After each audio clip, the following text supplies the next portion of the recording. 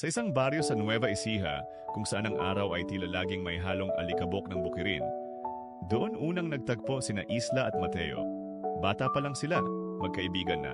Sabay naliligo sa poso, sabay umaakyat sa puno ng bayabas, at sabay nagpapalipad ng saranggola tuwing Abril. Pero habang lumalaki ang kanilang katawan, lumalalim din ang nararamdaman nilang hindi nila agad may paliwanag. Si Isla ay anak ng isang guro, si Mateo naman ay anak ng magsasaka. Magkaibang mundo kung tutuusin, pero iisa ang tibok ng puso. Isang hapon habang nakaupo sila sa lilim ng punong saging, ang kanilang paboritong tagpuan, nagtanong si Mateo, "Isla, kung may pagkakataon kang makaalis dito, aalis ka ba?"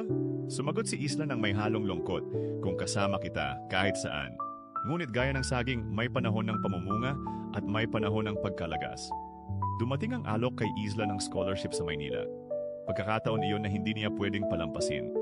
Sa huling gabi bago siya umalis, muling nagtagpo ang dalawa sa lilim ng punong saging. "Mateo, pangako babalik ako."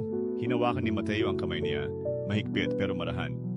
"Ako ang unang sasalubong sa iyo sa terminal. Kahit ilang taon pa yan." Lumipas ang mga taon, lumalim ang agwat sa pagitan nila, hindi lang sa distansya kundi pati sa katahimikan. Ang dating araw-araw na sulat, naging lingguhan, hanggang naging wala. Si Mateo nanatiling magsasaka. Tumulong sa ama, si Isla.